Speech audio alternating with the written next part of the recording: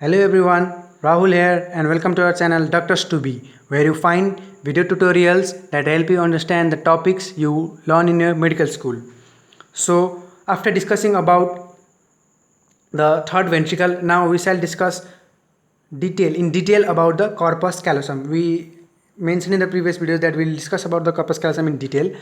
So, I'm very sorry about the previous video on the third ventricle because I pulled it quite long, and I thought that splitting the video into 2 to 3 parts would make it difficult for you to find and you may get confused, so I made it in a one single video.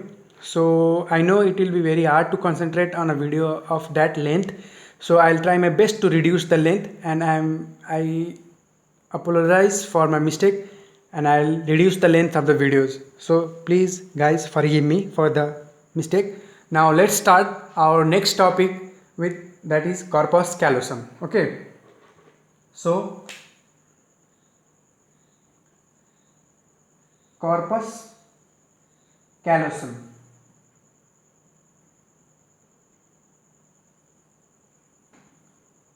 So as we know, corpus callosum is a band of white matter and the largest commissural fiber connecting the two cerebral hemispheres. Yeah. So, and the areas, it connects wide areas of the cerebrum except the fibers from visual areas, primary visual areas, and the head and foot somesthetic areas. Okay, so let's write about the points of the about it. So corpus callosum, as we all know, is the largest commissural fiber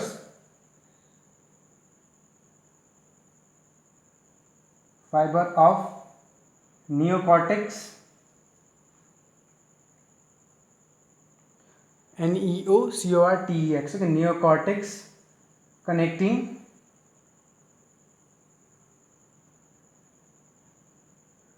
two hemispheres, okay, cerebral hemispheres,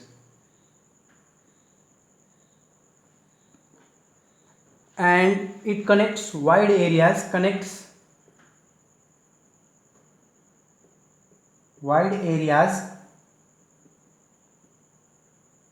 except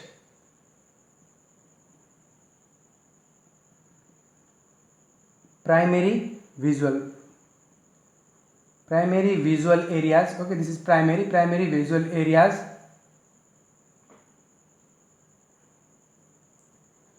and hand and foot somesthetic areas. Okay,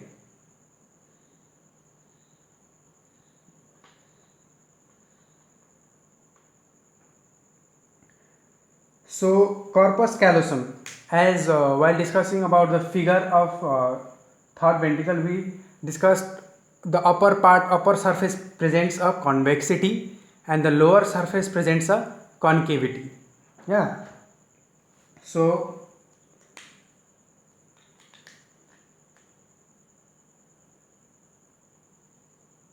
on the medial surface,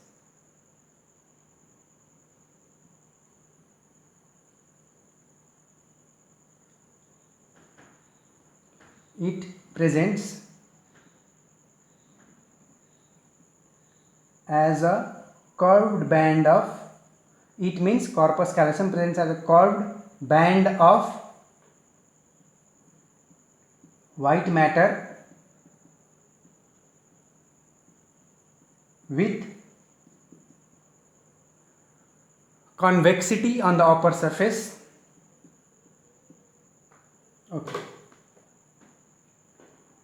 curved band of white matter. Okay, and the next point, we write next one with quite making a point quite longer will confuse you.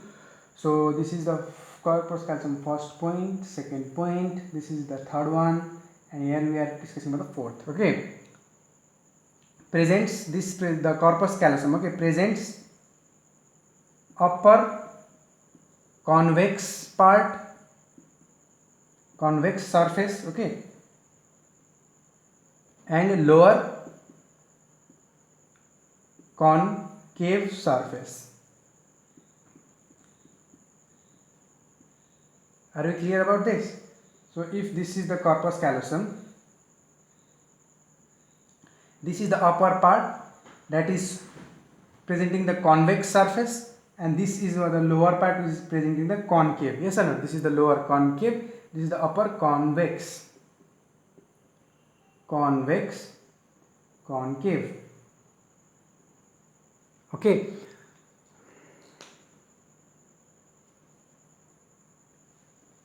So now we shall discuss in detail about this. So guys, we told that it presents two surfaces, a concave surface from the below and the concave surface on the upper part. Okay, so let's discuss about the other structures present in the convex surface.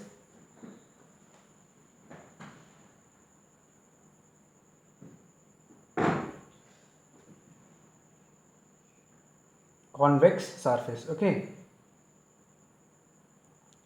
so the convex surface has a thin rim of gray matter which runs just over the corpus callosum. Okay, a thin rim of RIM, a thin rim of gray matter runs over the corpus callosum, and that is known as inducium gyrecium. Okay, inducium gyrecium, not gyrecium, inducium gyrecium. Okay, a thin rim of gray matter,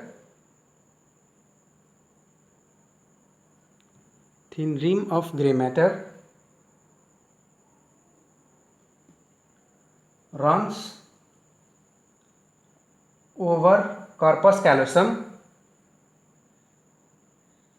Okay, I'll add CC for corpus callosum. Okay, so that we'll consume less time and it will be fast. So don't get confused. CC stands for corpus callosum. Okay, it is not valid shortcuts or abbreviation, but just for understanding over here, so that it will make easier and consume less time. Runs over corpus callosum, CC, that is called inducium gyrecium.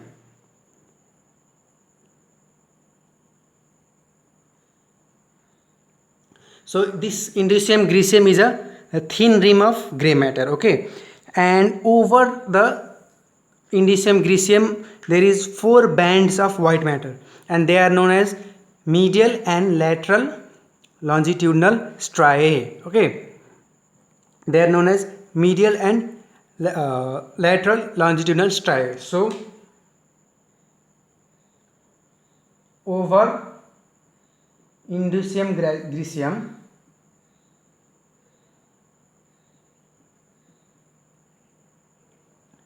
is 4 bands of R. Okay, not R, 4 bands of white matter called as medial and lateral longitudinal striae.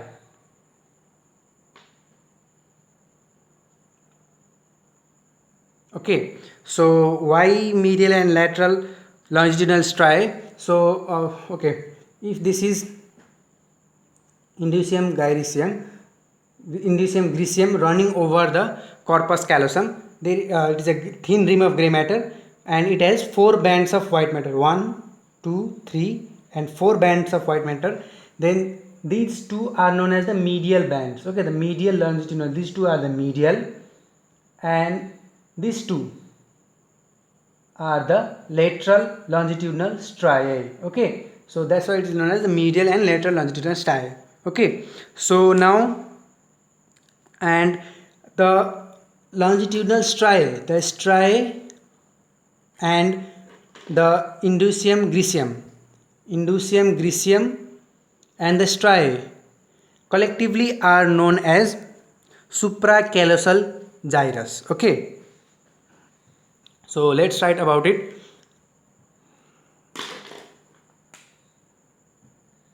The striae and indusium griseum collectively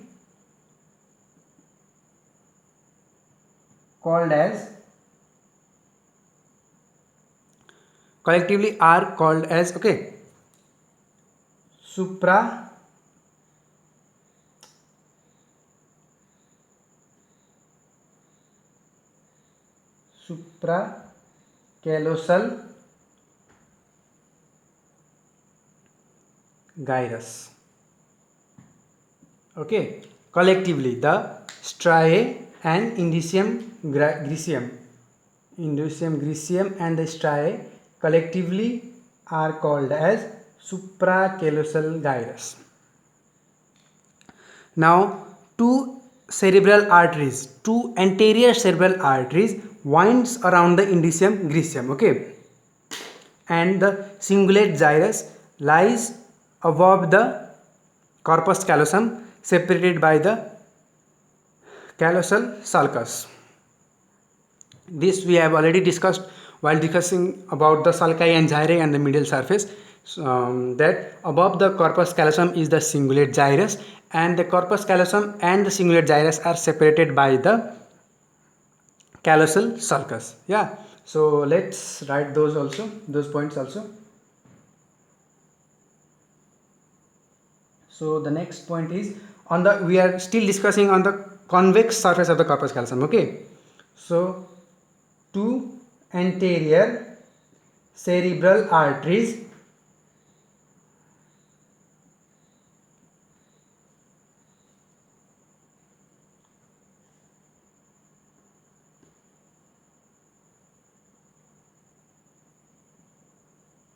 wind around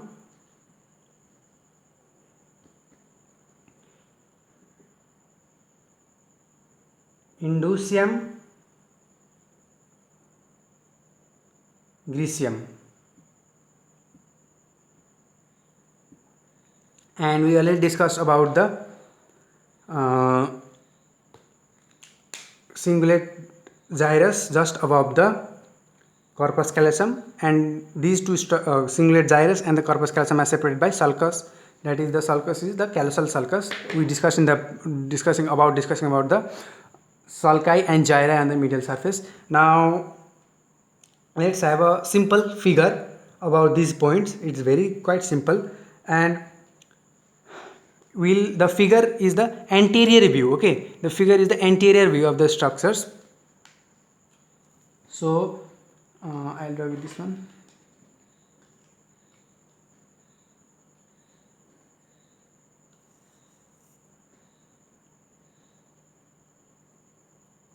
I hope you can see it. Yes.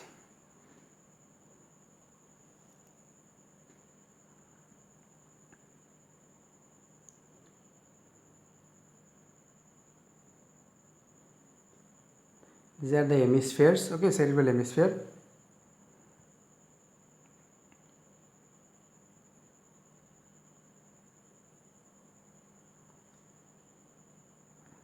And this is the corpus callosum,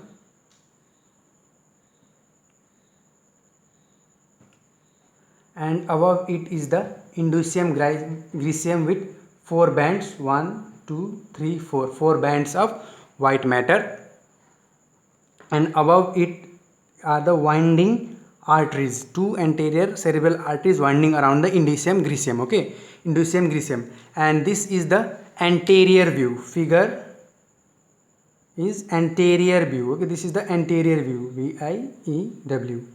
This is the anterior view, and this is the corpus callosum. This is the indusium griseum with its bands, and these are the two cerebral arteries. Okay, these are okay. I'll mention related to. Is it clear to you now? Two cerebral arteries: anterior cerebral arteries. If you can't see it properly, this I'll spell it here: anterior cerebral arteries. Okay, and this is the inducium griseum IG. I write in short form, and this is the corpus callosum CC. Okay, so I hope you are clear with these structures, and if you have already note this with along with me, then it's fine. If not, you can find this on our Facebook page, and the link is in the description below. So now the inferior surface, it is very simple. We have already discussed about the structures in the previous videos. The inferior surface has the band of white matter that is known as fornix, and the structures are connected by septum pellucidum. Okay, inferior surface or concave surface. Okay, inferior surface, we discussed about the convex surface or the upper surface. Okay, now superior surface. Inferior surface has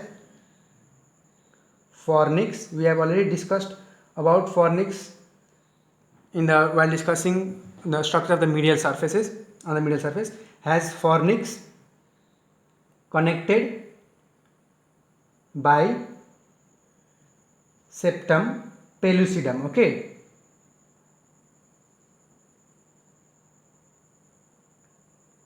so this much we have to discuss on the inferior surface, not much.